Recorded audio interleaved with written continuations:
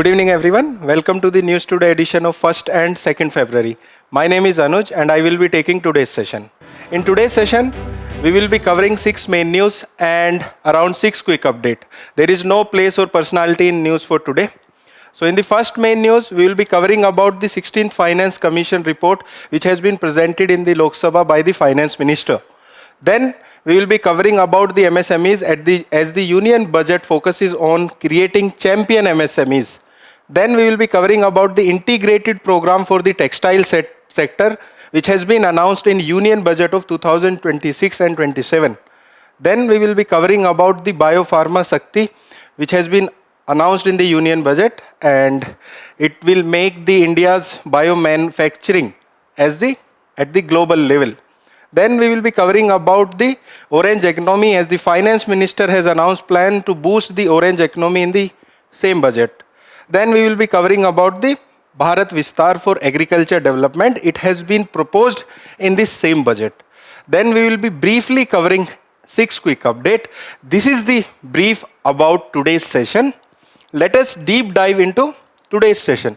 Before starting of today's session, you might all be aware that union budget has been announced.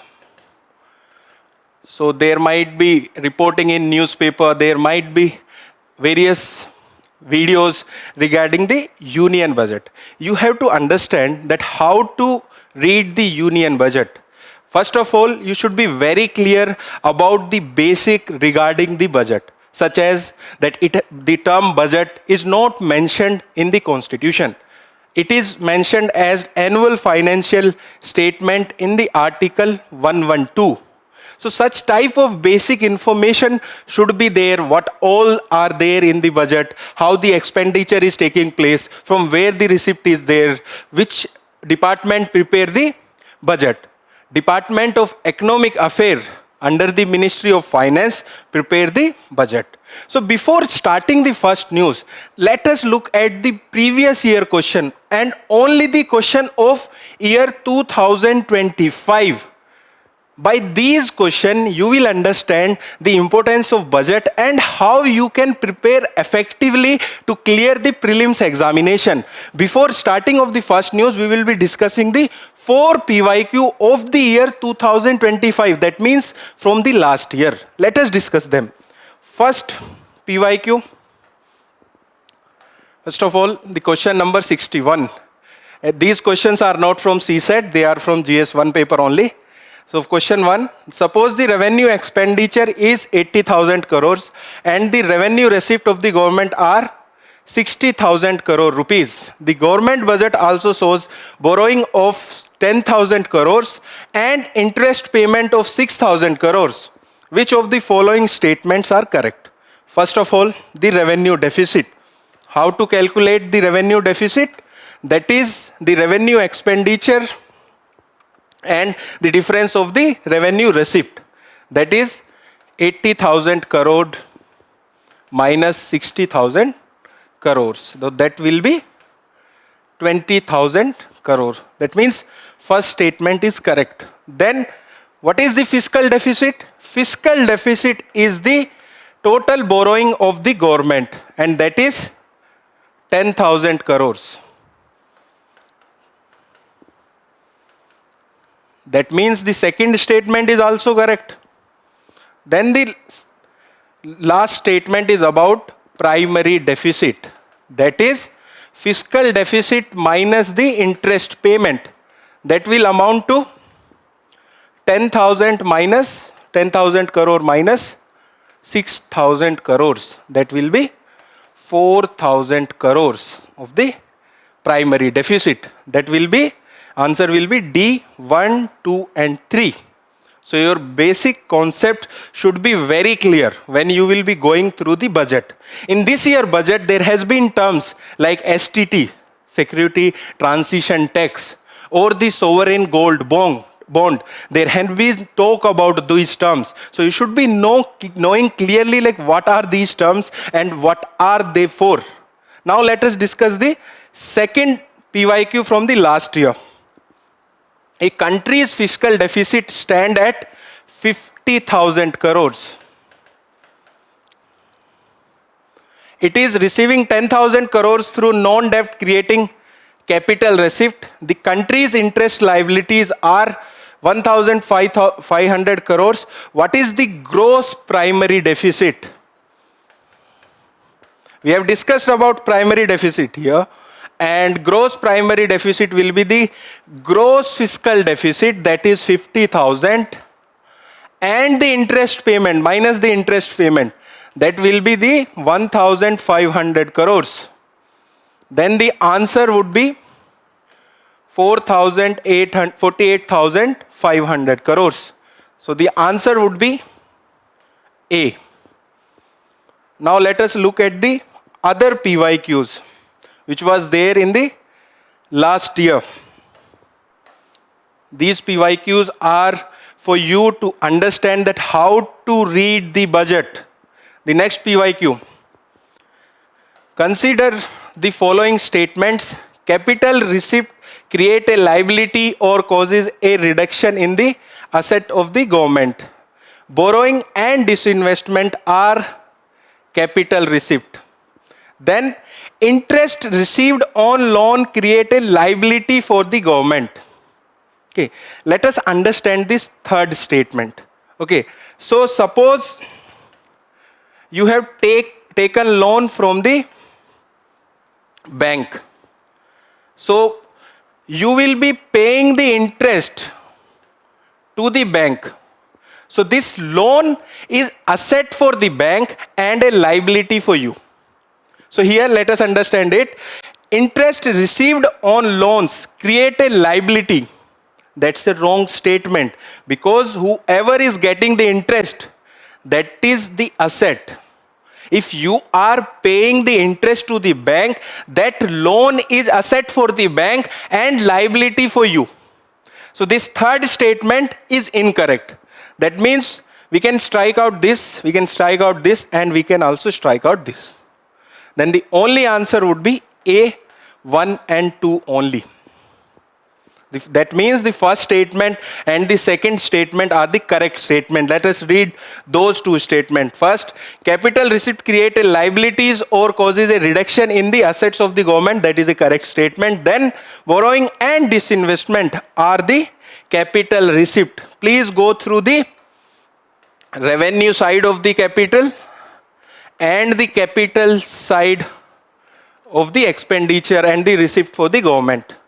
Now let us look at the another question from the last year itself. Statement 1. In India, income from the allied agriculture activities like poultry, farming and wool rearing in the rural area is exempted from any tax. There was a lot of debate around taxing of the agriculture income, but it is not there that it is exempted from any tax. Presently, it is not tax, but state and PRIs can tax the agriculture income. That means this statement will not be correct. Second, in India, rural agriculture land is not considered a capital asset under the provision of the Income Tax Act of 1961. All the land which is not agriculture can be considered as capital, but the capital or the rural agriculture land is not considered capital under the Income Tax Act of 1961. That means this statement is correct. There was a lot of debate around the taxing of agriculture income last year. That's why this question, and you can read it from the union budget as well, like what all are taxes, indirect taxes, direct taxes and everything. So the answer will be that statement 1 is not correct, but the statement 2 is correct. D would be the answer. So with solving of these PYQ, now let us move to the first main news for today. All the main news for today are in and around of the union budget, which has been announced yesterday. This was the first time that a union budget was announced on Sunday. So let us discuss the main news for today, and the first main news for today is regarding the 16th Finance Commission.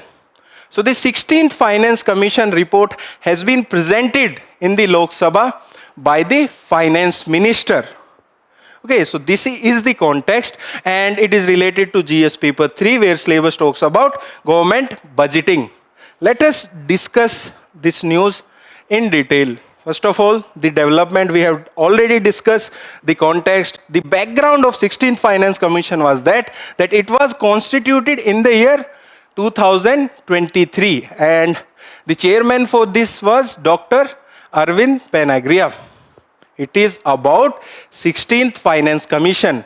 In one of the PYQ, they have asked about the chairman of the Finance Commission, and the government has accepted its key recommendation for the implementation year of from the 2026-27 to 2030-31. That is for 5 years.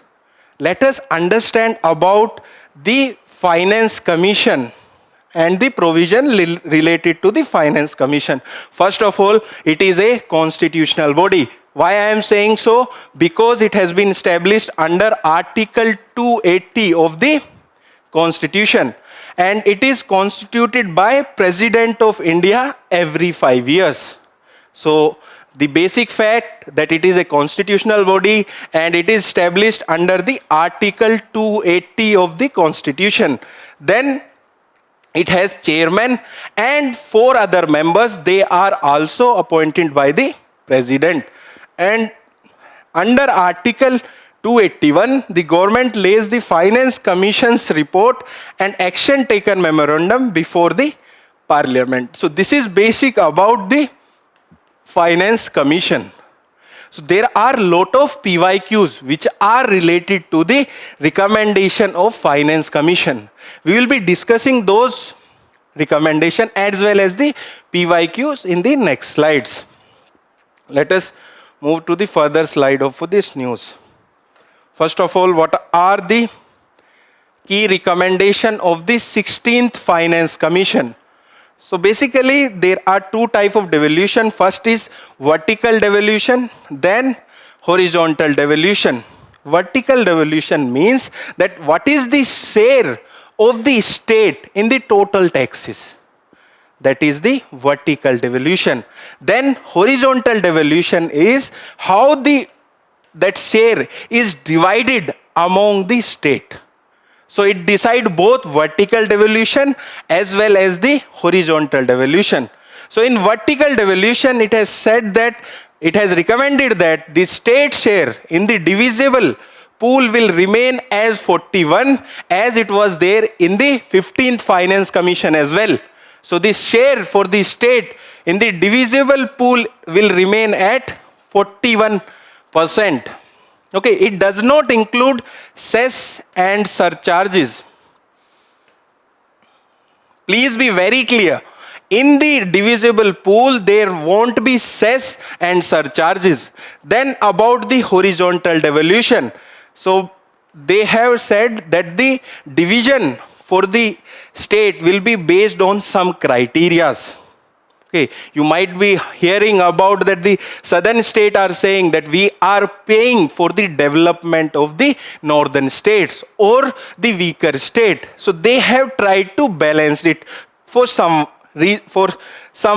verticals. So first of all, income distance. So in the 15th Finance Commission, it was 45%. Now it is reduced to the 42.5%. What is this income distance?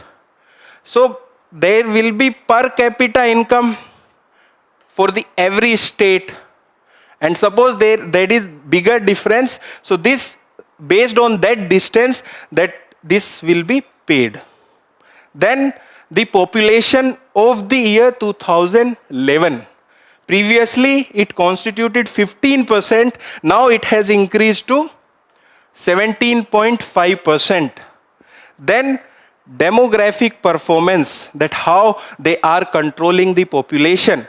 It was previously at 12.5%. Now it is 10%. Then the area. the area of the state. For that, previously it was 15%, now it is 10%. Then the forest area of a state. Previously also it was 10%, and now also it is 10%, that how much forest area is there in that state. Then the tax and the fiscal efforts. In the 15th Finance Commission, there was 2.5% allocation based on the taxes and the fiscal efforts. Now it has been removed. Please be very clear that this tax and fiscal efforts has been removed now. There will be no horizontal devolution based on tax and fiscal efforts, but there have been new thing, that is contribution to the GDP. So the state which was saying that we are paying more and we are getting less, for them this has been included, that is contribution to GDP. Suppose a state such as Kerala is contributing more to the national GDP, then Kerala will get more. How much? Around 10%. That is the new inclusion. So the basic two facts which should be remembered here: first, that tax and fiscal efforts are not being included in this new recommendation, and the contribution to GDP has been included. Then other recommendation, path to the macro and the fiscal stability. So they have said that the state fiscal deficit should be kept at the 3% of their respective state GDP. Okay.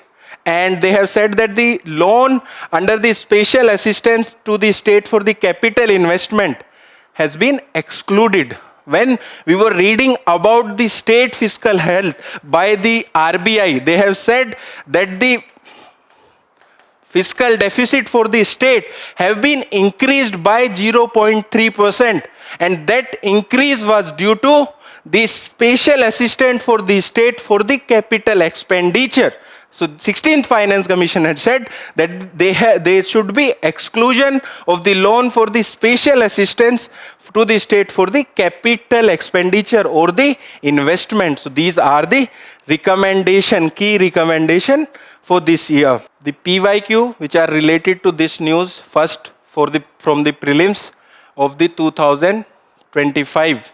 The question is, which of the following statement with regard to the recommendation of the 15th Finance Commission of India are correct? First, it has recommended grant of 4,800 crore from the year 2022-23 to the year 2025-26 for incentivizing state to enhance the educational outcome.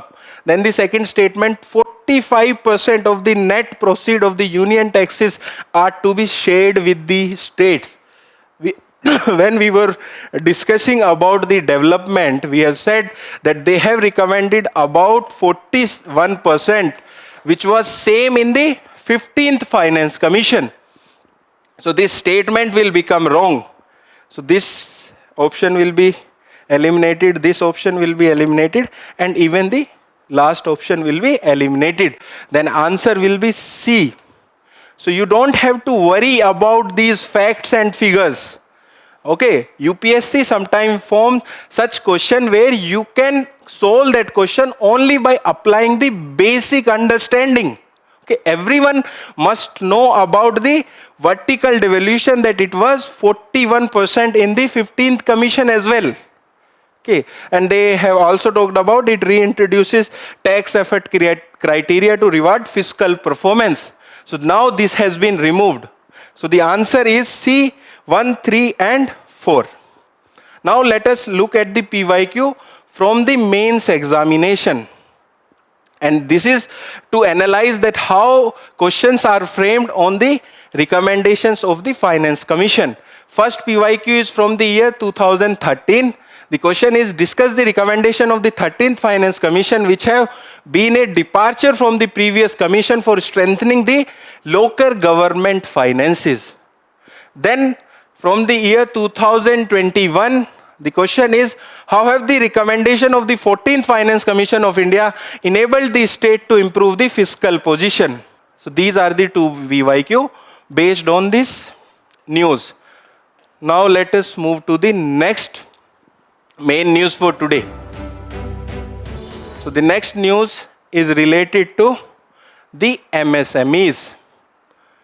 And the context is that the union budget focuses on creating champions MSMEs. And it is also related to paper 3 where syllabus talks about government budgeting. Let us discuss this news. So the development here is that the budget recognized a 3-pronged approach to help MSMEs grow as the champions for the Viksit Bharat. We have to be Viksit Bharat by the year 2047. Before understanding this news, we will understand two things. First, we will be understanding about MSMEs, and then we will be understanding about this trade and the credit guarantee fund trust for the micro and the small enterprises. What about MSMEs? What are those? MSMEs are basically micro, small and medium enterprises. And how they are defined? They are defined based on investment and the turnover. For micro, the investment is up to 1 crore and turnover is up to 5 crores. For small, the investment is up to 10 crores and the turnover is up to 50 crores. And for the medium, the investment is up to 50 crores and the turnover is up to 250 crores. After these, the enterprises become as the large enterprises. And how they are significant? They contribute around 30% to the Indian GDP. They contribute around 45% to the Indian export. That is their significance. Now let us understand about two things. One, trades. Trade receivable discounting system. Basically, suppose I am selling something to someone. Here, me is MSMEs. And I am selling to some company that might be PSU or a private enterprises. So they are selling to these companies. They will be giving them the invoice that we will be paying your dues after the year end. They will be giving them the invoice.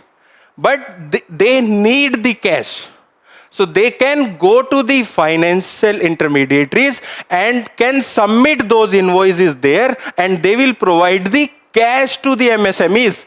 And those PSU and the private company will pay the cash to the financial intermediaries. That is trade receivable discounting system. And it is regulated by RBI.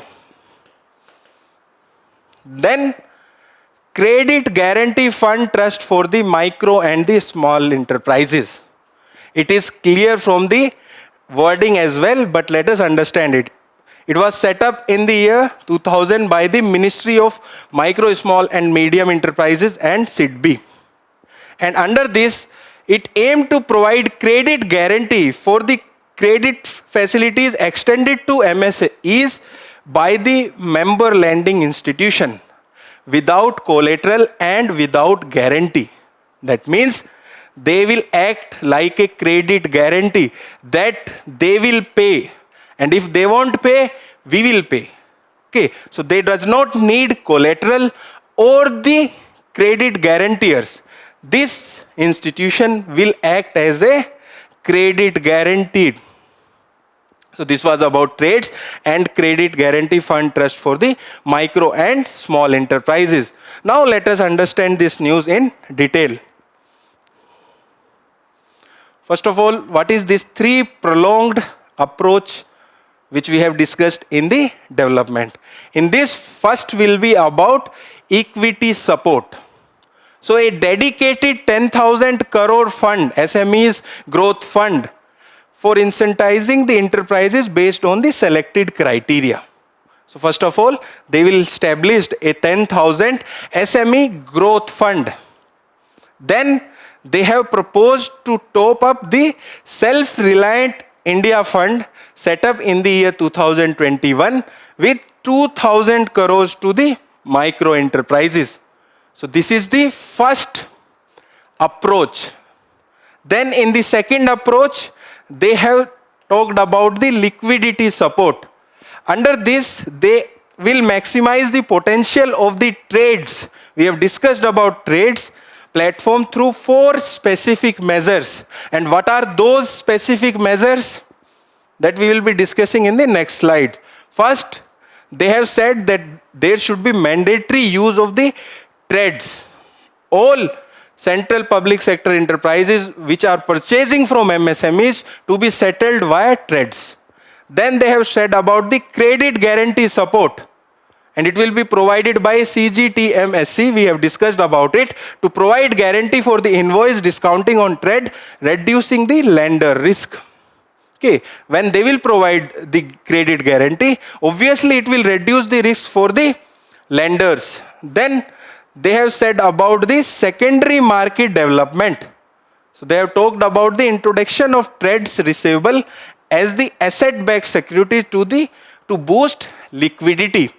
Then in the last approach, they have talked about the professional support, and they will be known as the corporate mitras. So basically, they will be aggregated para-professionals who will help MSMEs to meet the compliance requirement at the affordable cost. Sometimes there are various compliances which become difficult for MSMEs to be accomplished with. So these professionals will help MSMEs to meet the compliance requirement at a affordable cost. And the professional institution like ICAI, Institution of Chartered Accountant of India, will facilitate to design short-term modular course to train these professionals. So there will be establishment of these corporate mitras. They will help MSMEs to meet the compliance requirement, and there will be professional institution like ICAI that will facilitate design of short-term module course to train these professionals. So this is the 3 prolonged approach for the MSMEs to make them champion. Now let us discuss PYQ related to this news. The first PYQ is from the Prelims examination of 2023. The first statement is, according to the Micro, Small and Medium Enterprises Development Act of 2006, the medium enterprises are those with investment in plant machinery between 15 crores and 25 crores. The definition for the MSMEs was different previously, which has been changed, but this criteria is not suitable for the previous as well as the new definition. So this is a wrong statement. Then second statement, all bank loans to MSMEs qualify under the priority sector. That is a correct statement. Then answer will be B2 only. Okay, so with this we have completed this news. Now let us move to the next news for today. The next news is about the integrated program for the textile sector, and it has been announced in the Union Budget of 2026-2027. Again, it is related to paper 3, where syllabus talks about government budgeting. Let us discuss this news as well.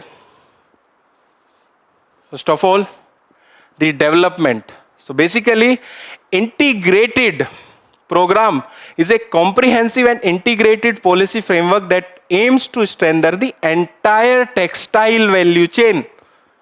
You might have heard about the 5F vision. What is 5F? Farm to fiber to factory to fashion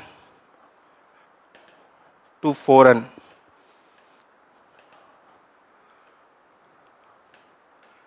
This is the 5F for the textile, and this is the entire textile value chain. From farm, it make fiber. After fiber, it is in the factory, then fashion, then the export, which is known as the foreign. Before understanding this news, please be very clear about some basic facts about textile. India is the second largest producer of the textile. Second largest. The first largest is China. And India is sixth largest exporter. Such types of facts are very important for your prelims examination. Textile is the second largest employer in India, which is the first sector, which is the largest employer in India, that is agriculture. Second largest employer is textile sector. Then 80% of textile manufacturing is done in MSMEs. We have discussed about MSMEs in the last news. So around 80% of the textile production is taken place in MSMEs. So these are some facts regarding textile sector. First, India is the second largest producer, sixth largest exporter. Then textile sector is the second largest employer. Then 80% of textile production takes place in MSMEs. Okay. And this program, integrated program, consists of 5 sub-components. Let us discuss this news further.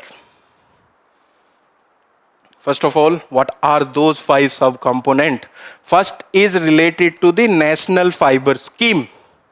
It aimed at achieving the self-reliance across the fiber spectrum. Okay, we have talked about the 5F vision. In that, second was fiber.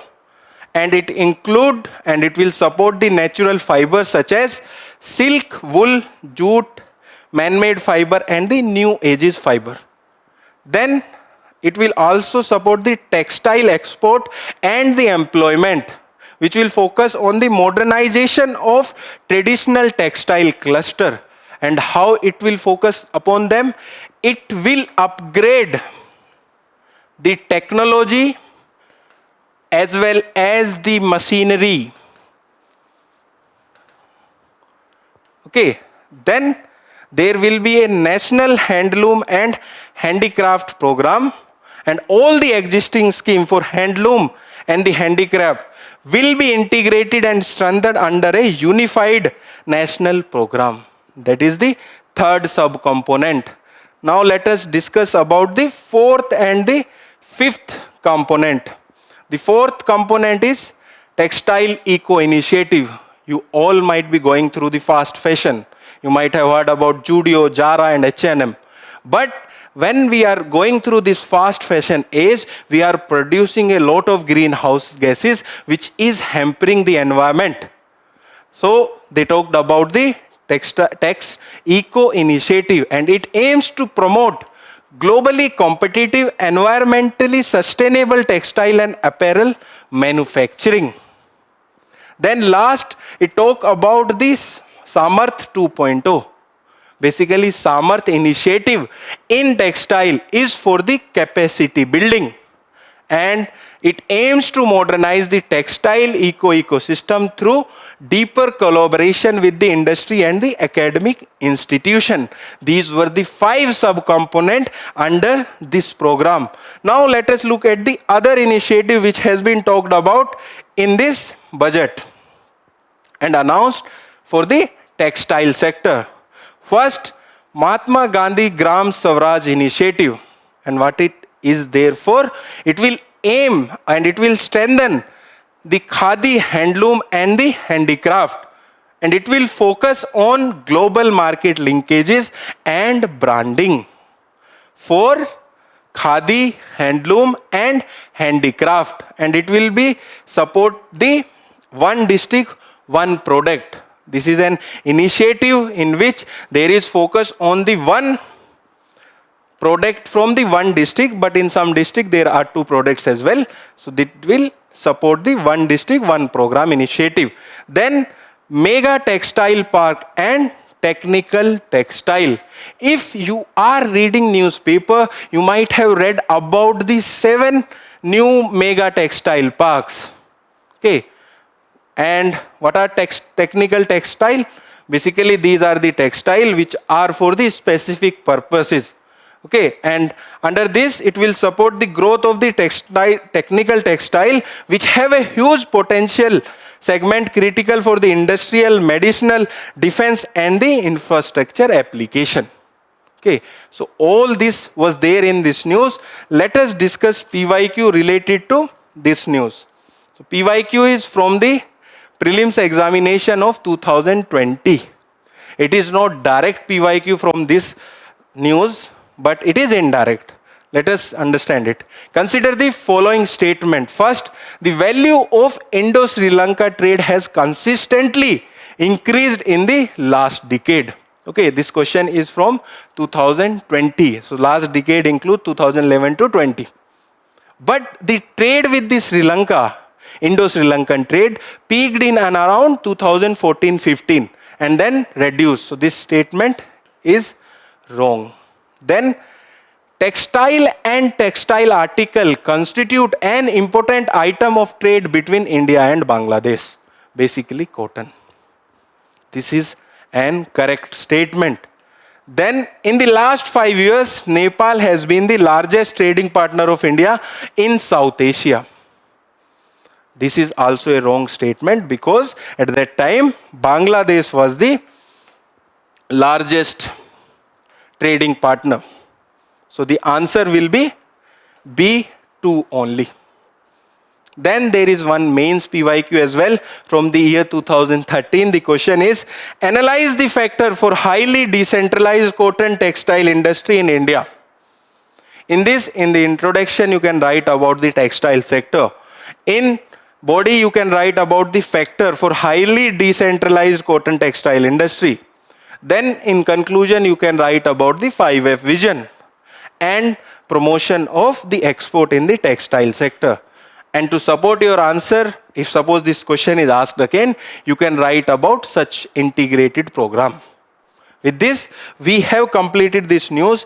Now let us move to the next news for today. The next news is about the biomanufacturing. And the context is that the Union Budget has announced Biopharma SHAKTI to position India as the global biomanufacturing hub. It is again related to GS paper 3 where syllabus talks about government budgeting. Let us discuss this news. First of all, the development. The Union Finance Minister has announced the Biopharma SHAKTI, and SHAKTI stands for Strategy for Healthcare Advancement through Knowledge, Technology and Innovation. In this news, we will be covering simple facts about biotechnology, bioeconomy and about this program. Okay, let us start with the bioeconomy part. So bioeconomy uses the renewable sources like plants, animals and microorganisms to produce food, energy and industrial goods. If you go through this year's mains examination, they have asked about the connection of biotechnology and energy security.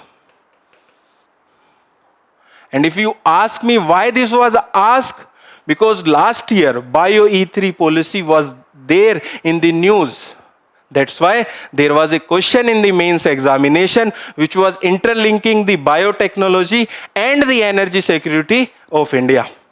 Okay, then India's bioeconomy has grew from USD $10 billion in 2014 to $165 billion in 2024, and we have aimed for US dollars of $300 billion by 2030. And it contributes around 4.25 to the national GDP. It has basically powered by the 4 key subsectors.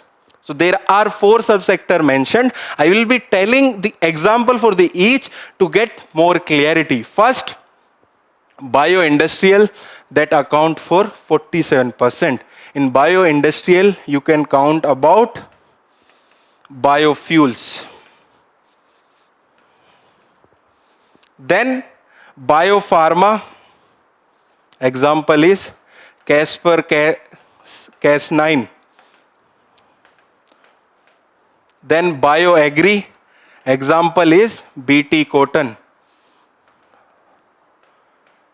Then bioresearch, basically research in this field. So these are the four key subsectors. First, bioindustrial account for 47%, biopharma account for 35%, bioagri account for 8%, and bioresearch account for 9%. In this news, we are focusing on biopharma. Then we will be discussing one PYQ which is directly related to biotechnology and the medicines. Let us discuss this news now in detail. First of all, what is Biopharma SHAKTI? So its objective is to develop India into a global biopharmaceutical manufacturing hub by building the ecosystem for domestic production of biologics and biosimilar. What are these biologics and the biosimilars? Suppose you are using natural and living sources for the medicines, those will be called as biologics to cure some disease. What we are using? We are using the natural and the living sources like animal and plant cells and microorganism. But they are costly in nature. So similar to those, they are biosimilars that are somewhat less costly when compared to the biologics. But they are copies of biologics that are highly similar to biologics and have no clinically meaningful difference from the reference product. So the reference product here is biologics and their cost will be lower. Then the funding is about 10,000 crore for the next 5 years. Okay, let us discuss the other detail of this program. What is the strategy under this program? The strategy is for biopharma focused network with 3 new national institutions of pharmaceutical education and research and upgrading the 7 existing ones. So that means there will be the creation of 3 new national institutions for pharmaceutical education and research, and there will be upgradation in the 7 which are already there. Then there will be creation of network of 1,000 aggregated India clinic trial site. So there will be improvement in the clinical trials. Then strengthening the Central Drug Standard Control Organization to meet the global standard. What is this Central Drugs Standard Control Organization? It is under Ministry of Health, which check the efficacy and the efficiency of the various drugs. Okay. Then what are its potential outcomes? These are given by the government, that what will be the potential outcome of this program. So basically it will catalyze the investment in the advanced biomanufacturing industries, and that will promote the innovation and enhance India's capability in high value and the next generation therapy. You might be knowing that the India is also known as hub for medical tourism. But here they are promoting the innovation and enhance India's capability in high value and the next generation therapies. Then it will enhance the quality and the credibility of the clinical research in India. How? Because they are focusing on the India's clinical trial sites. Then it will develop a highly skilled workforce, promoting the linkage between industry and the academia. These are the potential outcome of this program. Now let us discuss the PYQ which is related to this news. The question is from 2018, from the mains examination. The question is, why is there so much activity in the field of biotechnology in our country? How has this activity benefited the field of biopharma? We have discussed there were 4 components under bioeconomy. One is biopharma. Last year they have asked about the biotechnology and energy security. So whenever you are reading biotechnology, you should be knowing its benefit in biopharma, energy security, sustainable development, and all these factors. Okay, with this, we have completed this news. Let us move to the next news for today. The next news is about the orange economy. Okay. If you are from a very fancy school, there might be labs related to robotics and AI. But mostly in our school, there was the labs related to physics, chemistry, or rarely the computer labs where we used to learn simple MS Word. But now government is focusing on the orange economy, and I will be discussing why I am talking about the labs in this school. Okay, and it is also related to paper 3 where syllabus talks about government budgeting. Now let us discuss the development of this news. So the Union Finance Minister highlighted the orange economy, that is creative economy, in this budget and recognized its role in the employment generation, innovation, export, and the soft power. Okay. When there was the Coldplay contest in the Ahmedabad, then we realized that how much boom a creative economy can create for the growth. Okay, that's why we are focusing a lot on the orange economy. Even the last year, there was a lot of talk regarding the orange economy. Before understanding about the various things which have been talked in the budget, let us understand about the present status or the present state of the orange economy. First of all, globally, the creative economy is estimated to generate an annual revenue of more than 2 trillion and generate around 50 million jobs all over the world. Then, according to UNCTAD, which have estimated that the creative industries contribute around 0.5% and over 7% of GDP across countries. And in India, the size of creative industry is up to 30 billions, and with the employment share of 8% of India's working population. Okay, this is the present state of the orange economy, and in the coming future, there will be increase in the state of the orange economy. Now let us discuss what is the meaning of orange economy. So this term was coined by the former Colombian president known as Avian Duck Marcos and Felipe Birtogo in their book, which was known as the Orange Economy and Infinite Opportunity. So they have coined this term in their book. The name of the book was The Orange Economy and Infinite Opportunity. And how they have defined it? It referred to the knowledge-based economic activities where ideas and creativity are transformed into cultural goods and services. You might be seeing a lot of movies, or you might be consuming content from the videos from the YouTube. That is creative economy. Okay. Unlike traditional manufacturing-led growth, these sectors drive their primary values from ideas, artistic expression, and the cultural capital rather than physical goods.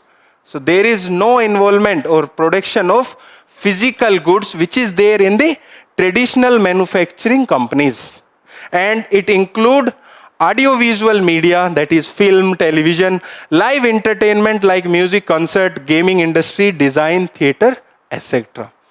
There are other terms which are known as the green economy, white economy, blue economy, and silver economy. Sometimes there can be questions in the mains examination where UPSC will ask about the silver economy. So you should be knowing what are those. First of all, the green economy, it relates to sustainable low carbon energy efficient industries. Then white economy related to health and social care sectors. Blue economy is related to the marine sectors, and silver economy is related to the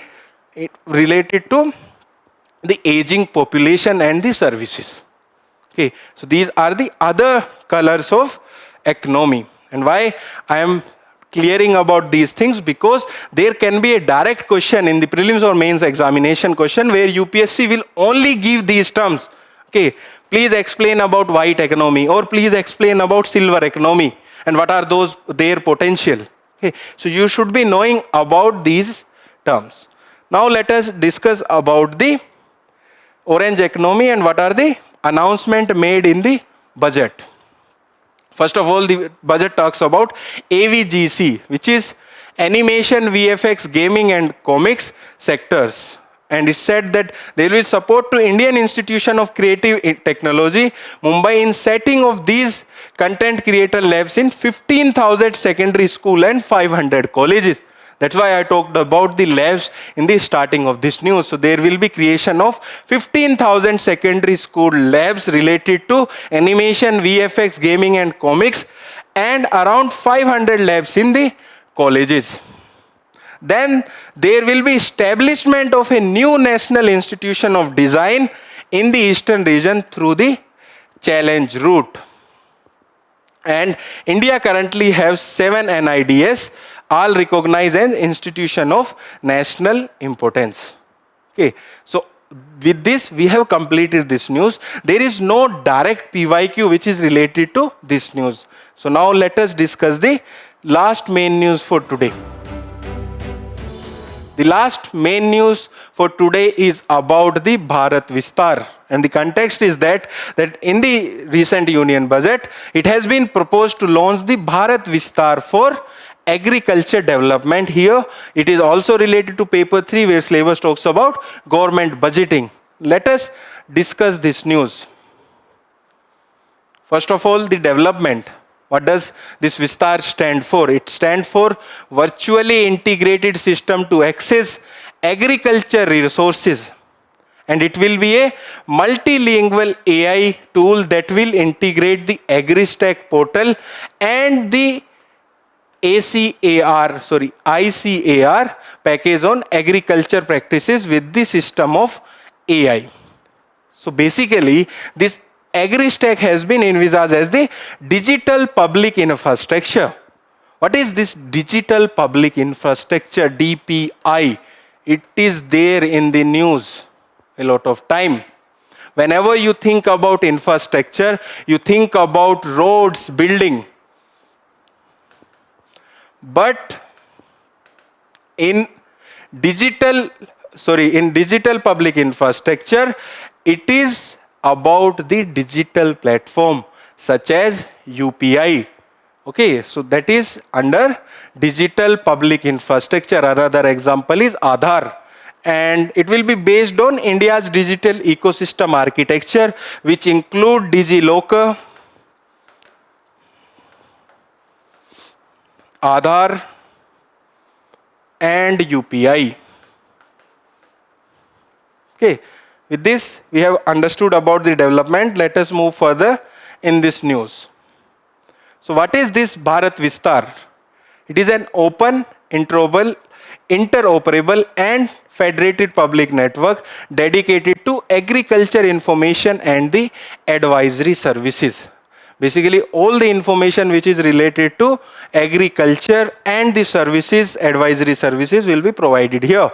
And it will act as a decentralized repository and which will facilitate the discovery and fulfillment of the verified agriculture content, best practices and agri-skilling. Okay, so basically overall improvement of the agriculture sector. And its potential significance, as this has been proposed, it will enhance the farm productivity through data-driven and the timely intervention.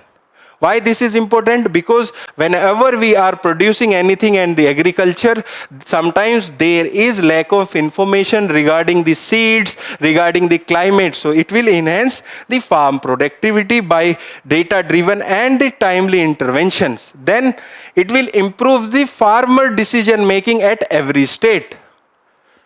You might be knowing about the cobweb phenomena in the agriculture. Sometimes there will be the large production and sometimes there will be the less production. How that is happening? Suppose this year the price of onions are very high, but the production is low. So next year what farmer will do?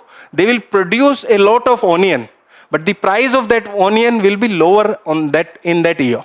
that is known as cobweb phenomena in the agriculture. So it will try to remove that, and it will improve the farmer's decision making at every stage from pre-harvesting to the post-harvesting and the selling. Then it will reduce the market risk by customized crop and region specific advisory support. That means it will provide support to customize as well as the crop as well as the region specific advisory. Then it will support the government in real time monitoring related to agriculture. Okay, now let us move further in this news and discuss about how does this Vistar enhances the information access. What does a farmer need? He or she need advisory on the land practices. He needs advisory on the nutrition management and the input application. He and she also need access to the inputs and pest and the disease monitoring and the mitigation. And how they will be provided? They will be provided through chat box, okay, inform video and resource system, web portals and Flow. And what does this Vistar open network of network include?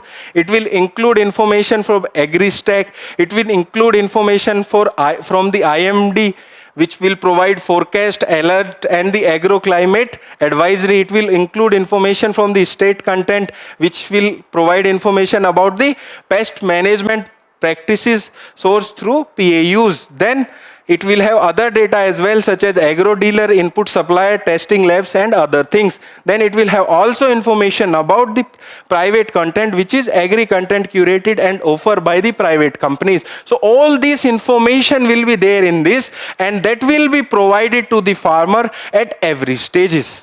Okay. So with this, we have completed this news. Now let us discuss PYQ related to this news. So first of all, let's be very clear, in every mains examination, you will be reading or you might be going through the questions which are there from the agricultures and the farm produce. So in 2025, there was a question which was elaborate the scope and significance of the supply chain management of agriculture commodities in India. This is the question, and in 1 or 2 points you can write about this Bharat-VISTAAR to enhance the supply chain management of agriculture commodity in India. Okay, with this we have completed the main news discussion for today. Now let us discuss the quick update for today. The first quick update for today is about the Mercury as a planet. Okay, and the context here is that the analysis from the data from the NASA's MESSENGER has said that the numerous bright streaks that looks like traces left by the gas escaping from the beneath the crust of the Mercury. So this context is not that important, but here the MESSENGER spacecraft and the Mercury planet is important. In the last 2-3 years, you will be noticing there are a lot of questions in and around about the universe. First of all, about the MESSENGER spacecraft. So it was launched by NASA, and it was the first spacecraft to orbit the Mercury. And what are its key discoveries? The key discoveries include it has confirmed about the water ice in the shadowed craters and established that it has a large iron-rich core. Due to these iron-rich core, its density, the Mercury density, is the second highest. And which planet has the highest density? It is Earth. Okay, please be very clear. Mercury is the second dense planet, and the densest planet is Earth. And it is the fastest, smallest, second densest, and the closest planet to the Sun. Okay, and it doesn't have a thick atmosphere but only a thin exosphere. Why it does not have a thick atmosphere? Because it is very near to the Sun. Then it has no moons or rings. The same reason, it is very near to the Sun.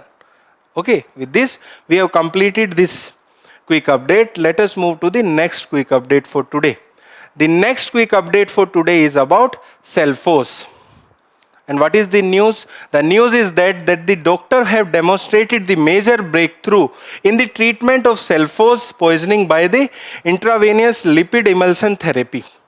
That is the context. Let us understand about this disease. So basically, aluminium phosphide is commonly known as sulfose.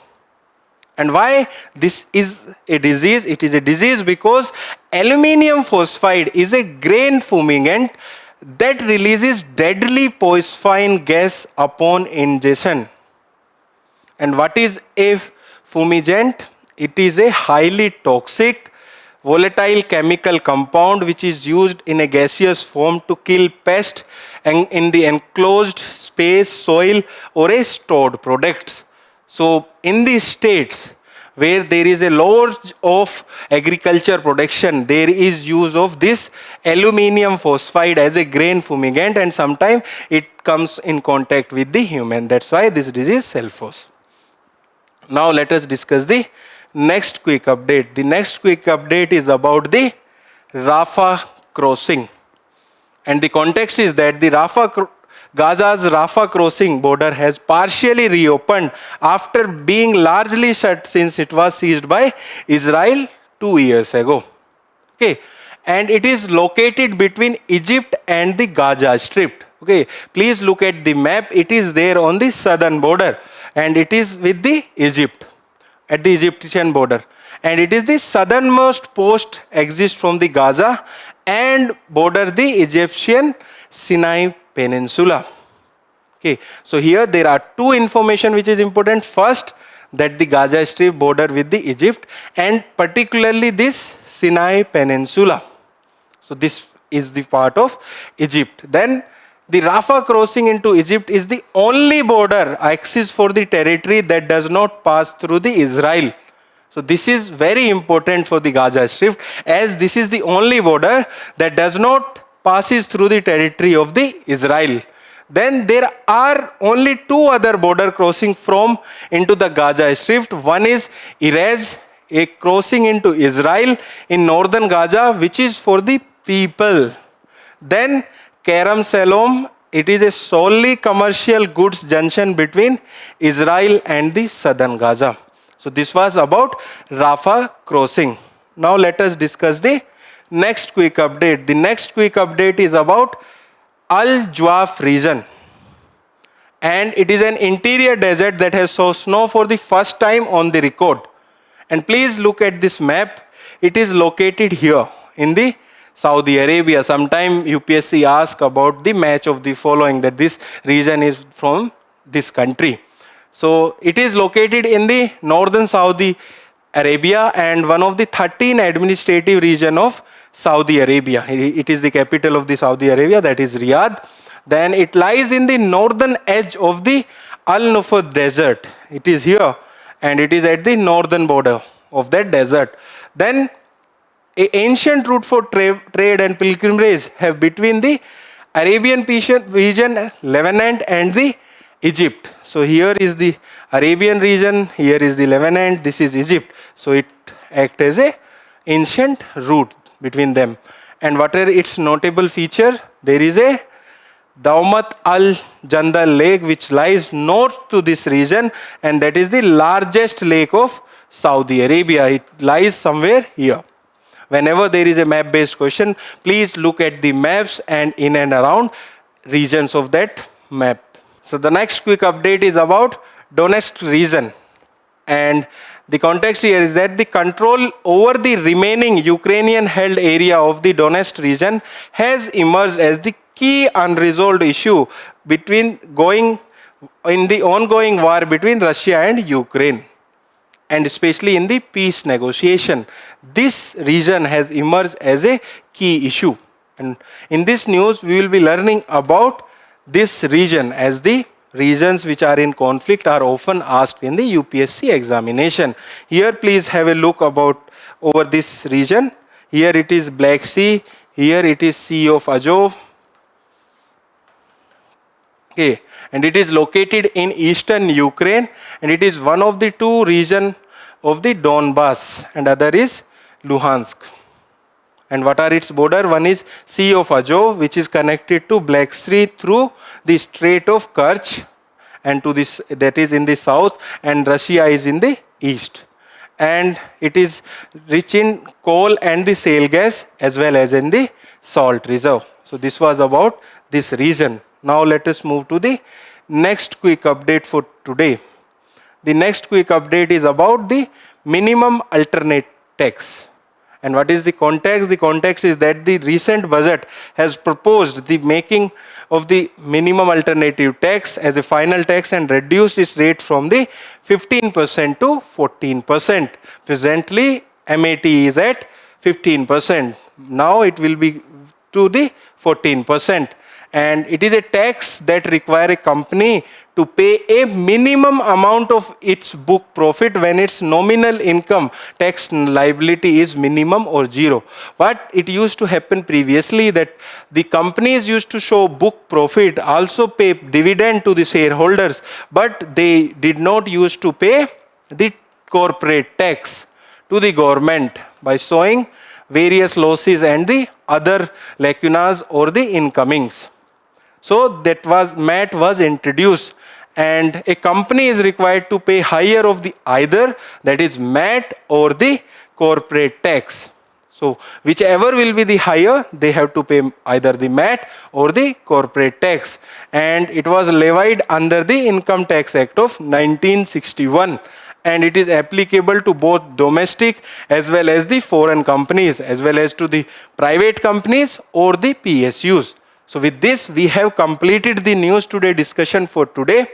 To read further about the current affairs initiative of the Vision IAS, you can visit the Digital Current Affairs website, and please solve the questions which are visible on your screen. Thank you and all the best for your preparation.